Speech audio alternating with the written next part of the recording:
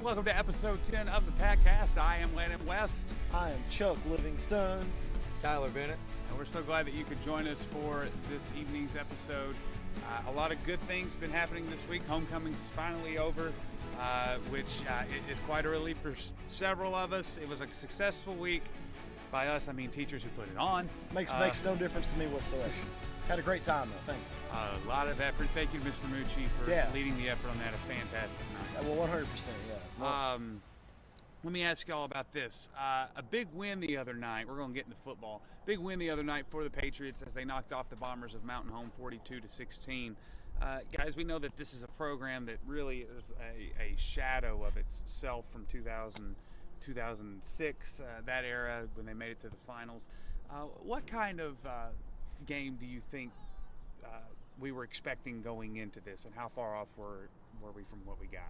Yeah, I thought that I thought Mountain Home was going to come in with the intention to run the ball, control the clock, keep the ball out of Marion's hands, which I think was the game plan. I just think the problem was those 9 fumbles. Neil Denton of the Baxter Bulletin had 10. They lost 3 of them, and that's going to hurt your offensive drives when you put the ball on the ground. Because what's the best case scenario if you put the ball on the ground? You get it back and you lose 3 or 4 yards. For a running team, that's really a hole you can't dig out of. Put you off schedule. Yeah, get you behind the chains, right? So the thing was that you could tell what they were trying to do. They didn't throw a pass until their very last offensive snap when they scored a touchdown. They were going to set it out. They were going to run the ball. They were going to try to grind clock. They were going to try to keep the ball away from Marion, which they really weren't able to do. Marion's scheme was to take away that run, make them throw it. Mountain Home still wanted to run it and keep the ball. But the problem was the 3 fumbles lost. Marion made some big plays on offense. They turned 3 of those fumbles into points nearly immediately, including 1 on a scoop and score by KB Williams.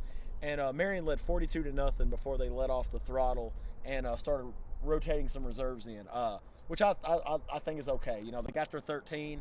They stayed in the conference title hunt. Marion checked off everything they set out to do that night.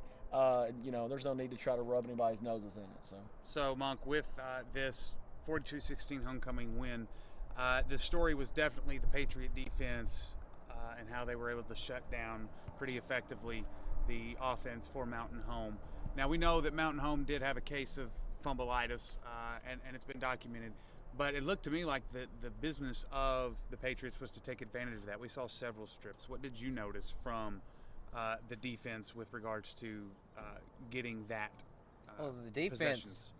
The defense these past couple of years, these past couple of weeks, they've been hungry. They've been wanting to eat and get some turnovers there with it. And so that was just something that they've had kind of on their minds the past couple of weeks. A couple interceptions. I'm thinking of one in Searcy. A couple good fumbles in this game, and some turnovers against Hall these past few weeks. Yeah. That's been a key for the defense, and that's just something that definitely helps your team out. There's no such thing as a disadvantage when you're causing turnovers like this. You're giving your offenses extra chance to go out there and score some points. Plus, that helps pad your stats, and everybody's going to know your name if you do get a turnover like that. So the main thing for the defense is just this is something that they love to do. This is something they practice all the time in practice, and it's just that much sweeter and that much of a momentum boost when it happens in a game. Right. So some other names that we got to mention this week that we may not always. Cody McCullough came in as quarterback in the second half. The first drive of the second half was the D. Granger show. The other names that maybe Taylor Brown is a starter, but with 2 touchdowns, he earned our nod for Performer of the Week. And I think that was a fantastic showing. He showed some great athleticism. Peyton Walker had to get his passes down just a little bit, maybe some hype there, but he did. But before he did, Taylor Brown was jumping, skying the defense, trying to get to him, and he was pretty successful at that. So overall, a very successful game. Not too much we can say beyond that. As Chuck put it quite eloquently, we checked everything off the list that we wanted to do. So let's jump straight into this week. It's a big, big game all of a sudden because our friends from the South managed to defeat the Hurricane of Jonesboro on the last play of the game. Now, a lot of people, it kind of goes against the nature of that being your rival. A lot of people say, oh, I don't like whoever the Patriots are playing in West, it kind of goes against what we know, but it worked in our favor, didn't it? Because now we got a 4-way tie for first place. And Chuck has some really cool information on that. So let's talk about this this tiebreaker that's going on right now. Yeah, all right. So big time implications this week. Basically, what it amounts to is West Memphis actually has their own destiny in their hands, so to speak. Okay, West Memphis, if they win out, which includes a home date with Pine Bluff in 2 weeks, they will be the number 1 seed from the 6A East, having only lost to Searcy, because basically Searcy's now 2-2 in the conference. Mm-hmm. So, which means that if West Memphis wins out, then they're on the inside track to get the number 1 seed, which is a first round bye and a home game. But as we're sitting right now, with 4 teams at 3-1, that's Marion, Jonesboro, Pine Bluff, and West Memphis. It's not an alphabetical deal; it's tiebreaker points. And right now, it's Marion and it's Pine Bluff who are tops in the conference in tiebreaker points, 39 points total. Now again, plenty of games to play, 3 big weeks left. But as we sit right now, Marion and Pine Bluff are going to settle this on the field at least for 1 week on Friday night. Big time implications. This is a game that obviously either team would like to win by 13, but a win would suffice because it eliminates one of those teams from the four-way scenario and drops it down to 3, assuming everybody else wins. But Marion really has to like their chances right now, especially considering they were 1-3 at one point after West Memphis beat them here. They've won 3 straight conference games. They're over 500 now. And again, they control their own destiny with the exception of West Memphis. If they end up both 6-1, West Memphis will get the nod due to the tiebreaker, the head-to-head scenario. So again, there's a lot in play, but right now, Marion's in a first-place tie with Pine Bluff with 39 tiebreaker points and would at worst be the 2 seed, however they would decide it. So at this point, every one of these teams, the top, with the exception of Searcy, they have 2 signature losses now. These 4 teams have a signature win and a signature loss. For Jonesboro, the signature win is Pine Bluff, and the loss is West Memphis. For West Memphis, the signature win is going to be Jonesboro, and that loss is going to be Searcy. And maybe a road win against Marion. Yeah, and now Marion's signature win is Searcy, and that loss is West Memphis. And then Pine Bluff's, their signature win is Searcy right good now, but that loss goes to Jonesboro. So it got even tighter. Like we noticed last week that it was just really incredible how everybody was in a tie for second place. Well, we knocked out Searcy and welcomed in Jonesboro, and by the way, we're going to give you first place. So it's an incredible thing that's happening right now in the 6A East. Now, you and I were talking about this, and Tyler, I want your take on this too. Should we be grateful that the AAA made this a pure 6A East conference, and then the first year they do that and get rid of the chicanery of 3 of 4 and 7A doesn't count and all that? Or should we be mad that we went to that in the first place? Because look what we've been missing out on for the past, 6 years. Oh, I'm going to be mad at it just because we could have been dealing with that, but there's nothing we can do about it now. So we just got to be thankful with what we've got right now.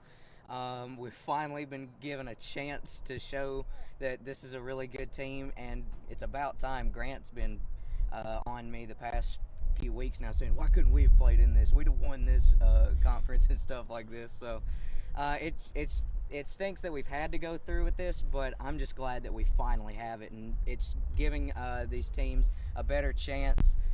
Just taking a look at the schedule, the one game in particular that I keep going back is how awesome is it to play Hall instead of Cabot, right there, right out of the West Memphis gate. So this is huge that we finally have it, and it's giving us a chance for once. Now, before we hear iron sharpens iron out of Craighead County, understand this game is more appropriate for our schools than playing Cabot. That's all we're saying. It's more of an appropriate game in terms of population. Not that we wanted an easier schedule. It's just more appropriate. Any thoughts on this conversation? Yeah, I mean, I think it is what it is. Yeah, I think that, and also as far as the Marion perspective, being just quite honest, this wasn't a team that has really had a dearth of. They haven't played a lot of good football recently. I mean, last year's team was really good. They were undervalued, I would say. That was the 2015 Marion team was probably the one that was hurt the most by this. What with Cabot and West Memphis in the conference, but Central and North Little Rock. With those teams, they were kind of outclassed a little bit. So that doesn't accurately reflect the wins record. But I would say the other previous teams, it probably didn't affect them a whole lot. They probably would have beaten Jacksonville or Hall in most years. But I think it's just in time. As far as the parity goes, Marion's getting a lot better. West Memphis is on the upswing. Jonesboro's been Jonesboro. Pine Bluff's in the mix now, and they, to me, took the spot of North Little Rock or somebody like that. Like, it's not like there's a drop off there. Like, everybody's like, oh, it's just Hall, but Pine Bluff's in the mix. They're the 2-time state champs, and so you were playing Cabot, but you just traded them out for Pine Bluff, which is like 90 cents on the dollar. But yeah, I mean, I think you're right as far as population and attendance goes. This is right in line with where Marion needs to be. And again, it'll be different in basketball. Basketball is going to be a different deal when they have these district tournaments. I can't wait for the 6A East boys basketball tournament with Jonesboro and Hall and West Memphis and Marion and Mountain Home. Like, can you imagine? But anyway, we're talking football, and I think that it definitely nicked the 2015 Pats, who were 0-4, of course, against the 7A East. You swap out those, and they probably win 2 more games. Grant says they would have won the conference. So. We'll never know. That's a shame, but it is way more interesting, and we're rewarded here with a 3-week jaunt to the finish line that'll solve the conference title race. All right, so let's begin that jaunt to the finish line. It's time for Monks Maulers as the Patriots take on the Zebras of Pine Bluff at Pine Bluff. This is an opponent that it's the closest to us from the old 6A South, but they never really came up on our schedule. West Memphis used to schedule them as a non-conference. And even a benefit game once or twice. So, what are we looking at this week against the Zebras? The Zebras defensively, they're a very athletic team, but they don't seem to be interested in the game is the best way to put it. They seem like, I don't know, every time I look at them on film, it seems like they've got something better to do, like they've got something else on their mind. It's a very athletic team, and they've got great potential, but I haven't seen it from them yet. So, if that wakes up, then who knows what it'll end up like. But for right now, against an offensive team that has this big playability like Marion has, this could be a rough week for the Pine Bluff defense. Offensively, their best player, without a doubt, is that quarterback. I haven't seen how many yards he had against Searcy, but he came into the game with 800 rushing yards, and he may have gone over 1,000 against Searcy. So he's going to be the main guy. It's basically a wildcat formation with him because they're looking to run first every time, maybe a handoff every now and then, but he's going to be the one that wants to run the ball every time. If he starts throwing the ball, now Marion's got a better chance because he's been throwing a lot of dead ducks in the air, and that looks prime picking for KB, Switzer, Kenta to come in there and send one of these to the house because, again, once I've seen a couple interceptions that they've thrown, and the pursuit from the offense after that has been non-existent. Yeah. So if something like that does happen, you force them to start throwing the ball instead of running it. This is hugely in the Patriots' favor. All right, now, how do you combat his running? Do you spy him, and who do you spy on him with from the Marion defense? The most important thing that I saw out of that is they ran a lot of read option out of this, but it's mostly with the quarterback keeping. So a lot of the times what they'll do is they'll force it to that running back because he's not as fast as that quarterback is. So with that read option, you're going to force them to hand it off to the running back. And that'll shut that down probably at the line. But if he does keep it, then the main thing and something that we've seen, especially from a team like Searcy, who is able to run the ball well against some other teams, is just the pursuit. We've seen better pursuit running defense from the Patriots. Mountain Home was a really good running team. That was what they wanted to do, and we saw good pursuit by the Patriots. The main thing is if that quarterback does break past the first line, is just getting bodies on him. So that's and one of the things that we probably should point out, maybe to light a fire, is the teams that are traditionally run heavy, West Memphis, Searcy, even Mountain Home. The score may not reflect it for Mountain Home because by the time they scored, we had put in second string. But they did have a few drives late in the first half where I was kind of scratching my head. How do we stop them? So I think that these option reads have posed a little bit of a trap for the Patriots coming down the field. I don't know what the statistics are exactly, but that was just kind of the feeling. So maybe that'll shore up this week because maybe you don't have to respect the pass as much if he's going to throw dead ducks in the water. But who knows what direction that's going to go. So yeah, Marion's been committing more people to the box. It seems like they're playing more man coverage in the secondary because they have the speed and athleticism to do that with Kenta Jones and Tyler Willis and Devin Lockhart and guys like this. So that's going to be, well, we'll get there, I think. All right. So with the game coming up this Friday, there are a couple of different scenarios that are a part of this. One, we're going to Pine Bluff for the first time. Ever, I believe. Yeah. This may be the first meeting of schools. So going there, new place, obviously got to research how to get there and everything. That I hope Patriot Nation responds well to that. It's October now. Everybody likes to go hunting. I think personally one of the penalties for being on this side of the state is that Friday night attendance tends to suffer in October and November because, hey, I want to go hunting or whatever, go to the Hogs game, and that's fine on Saturday. But it seems like sometimes that kind of brings down attendance, especially on the road. And because Pine Bluff's not particularly in the direction of those activities. So hopefully that works out. 2, ACT the next day. That may not work out so well for Patriots getting down there. Maybe it won't work out so well for Pine Bluff. I don't know. It depends on how that works out, but obviously academics has to have its place.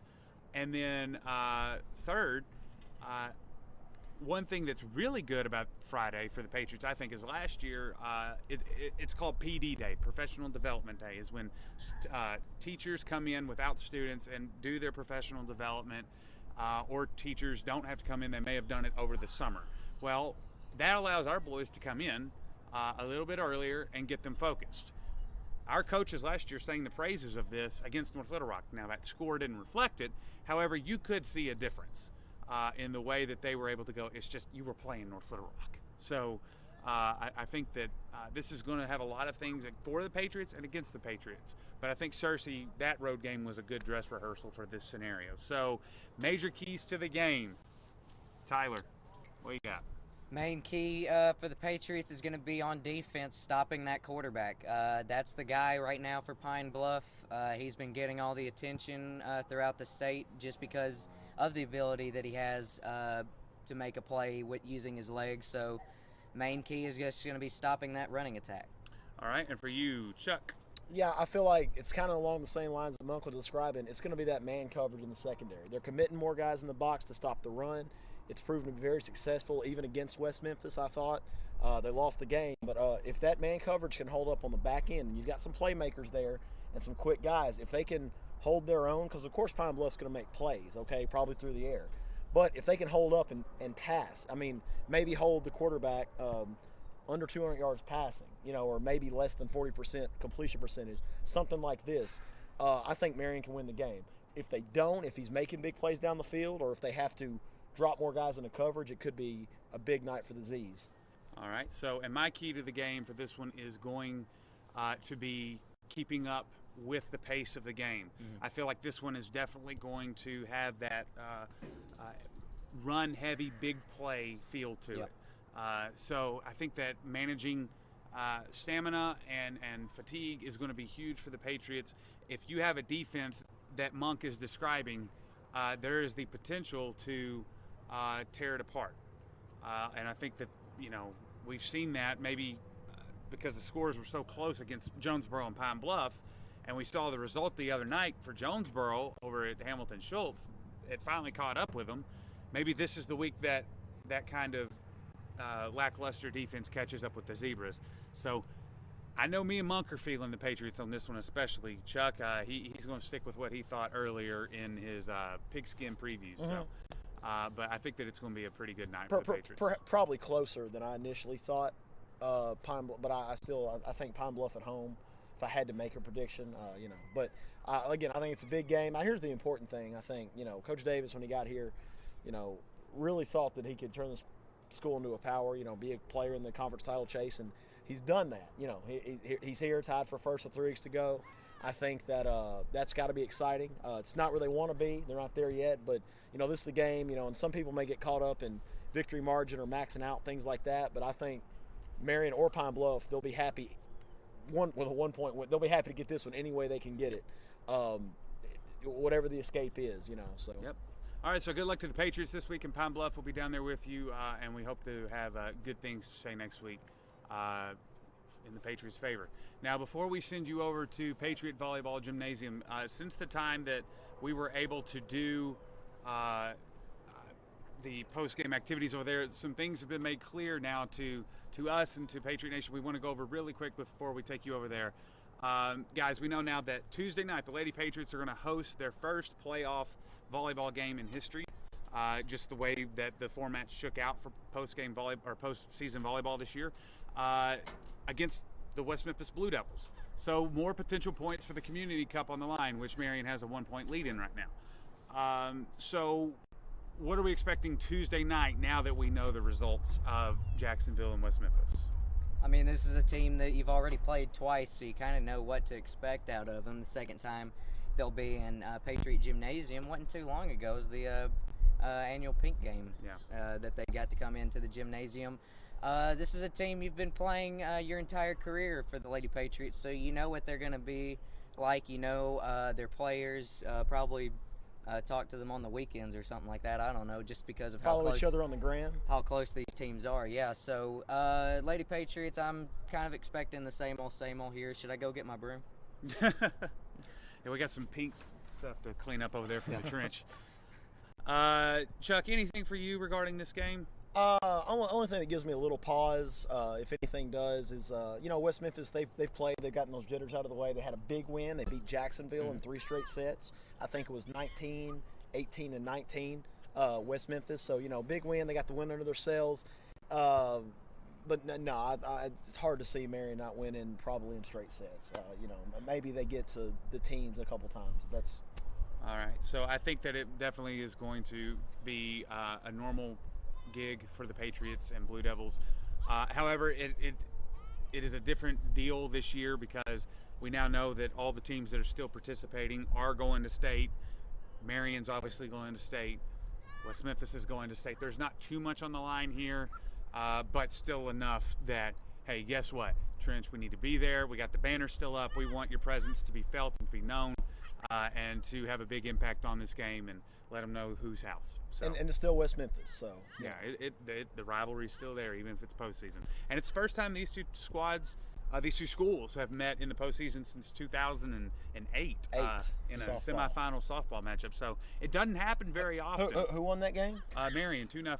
Good game. Yeah, I recall right. it. Yeah. So it was a fantastic. We're looking forward to a 3-0 hopefully for the Lady Patriots. So we're going to send you over to finish out this episode of the Patcast over at Patriot Volleyball Gymnasium. So I am Landon West. I'm Chuck Livingston. Tyler Bennett. And saying go Patriots. And we will definitely see you next week. All right, and we are finally able to join the Sarahs as they have swept senior night against the Lady Raiders of Nettleton High School. First of all, congratulations. What an accomplishment. How does it feel at this moment? Oh, it feels great. It's kind of sad because it's almost over, but I'm glad we kept the home streak alive. I think we went out with the boom, and you can't ask for anything more than that. Well, you definitely tend to bring the boom. So let me ask you about this. The Lady Raiders, they're obviously an opponent that gave you fits up there, but then you come back here and you have a great response. The third set got a little sketchy like it did up there. What kind of thought process did you have when you were kind of weathering that storm to get out of this match? I was just thinking, cut down the errors, keep it clean, try and keep everyone encouraged, and don't let them get down on themselves, because when we do that, then that's when we kind of fall apart. I knew we just needed to play our game and focus on what was going on our side of the court instead of what was going on the other side of the court, and that's always the first key to picking ourselves back up and pushing on and getting the lead back. Well, let me talk about the other side real quick. In that third set, Kennedy Sellers comes out of nowhere and just starts annihilating the thing. How do you handle someone who just catches fire like that?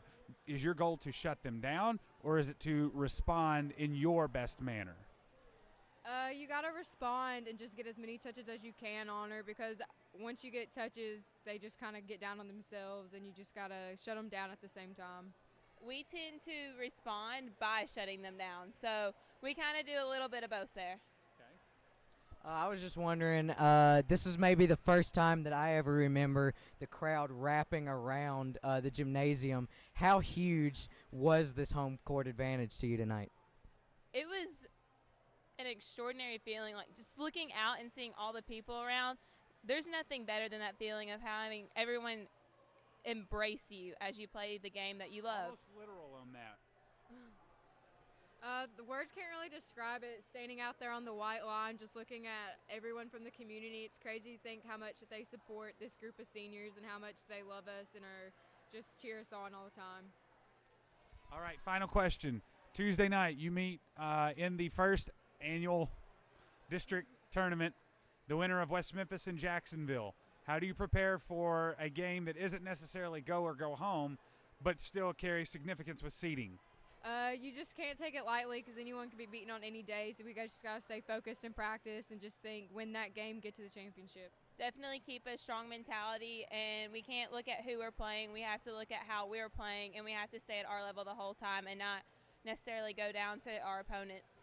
Well, they will be looking at whomever they're going to be playing after Jacksonville and West Memphis meet up on Saturday, and we'll be sure to announce later on in this show who they are playing. We'll know by then. All right, so we're here after the big game for the Lady Senior. What's up, squad? What is this? Patriots. What's going on here? Well, that's the local media for you. That's some local media chicanery right there. What is You guys that? see fake Chuck? We call him Chucky Live, if I recall.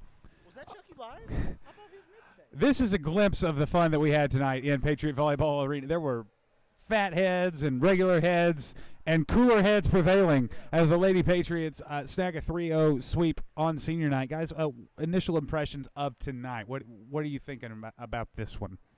A lot of pressure. It's a big game. With it being conference title on the line, it being senior night. Good team in Nettleton, team that's going to probably make noise in their state tournament, the Class 5A tournament, which I guess they'll play the district in Forest City, and then they'll go on to the state tournament. I thought it was a good performance. Other than a little lull in the third period or the third set where they let them get back into it, it was all merry all the time. And it's hard to do on a night where you've got emotions running rampant. You do senior night before the match. And again, a conference title on the line. I think that's the most important thing. They hadn't won one since 2011 here, so it doesn't seem possible, but it is. Yeah. With tonight's activities, we love our Lady Patriots, of course. Even a little Speedy there. There she goes.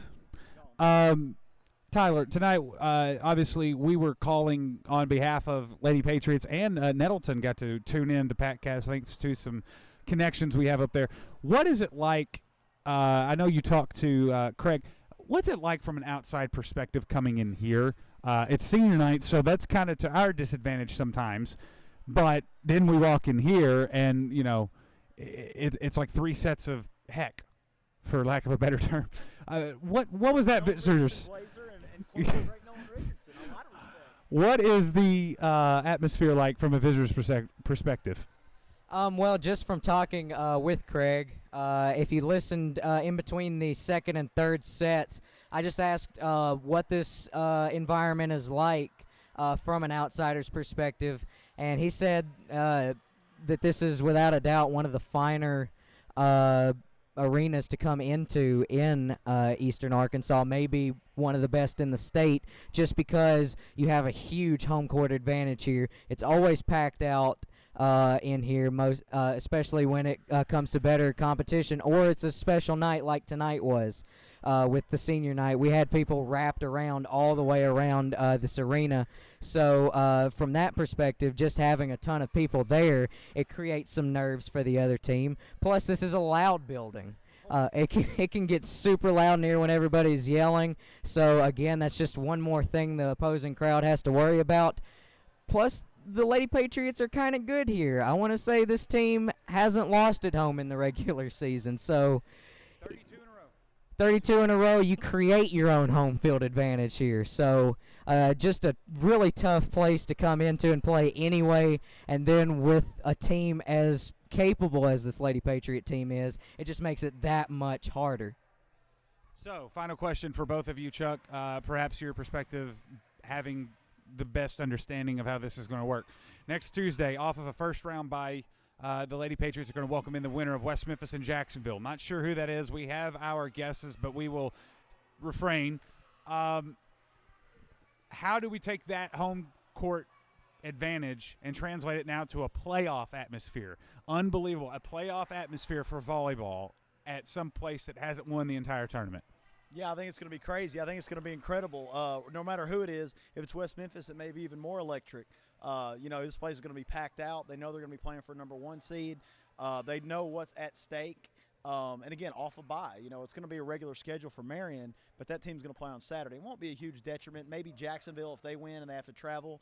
But I think a postseason atmosphere, it's just like anything else. The stakes are higher. The nerves are there. You're a little more anxious. And, I think it's going to be maybe the best one since at least Valley View, and maybe even top that, just knowing, this could be, if you're from here and you can't make the state tournament or the final or whatever may happen down the line, this may be the last time you get to see this team in action. So I think with one of those teams specifically, not going to name names, but if that does happen, then who knows? We might have to stretch that trench banner all the way across, because that might be the first time we have everybody standing the whole game for a volleyball game. Not going to say anything. Local media is awful. Just so they know. So we're glad to bring that to you next week, next Tuesday.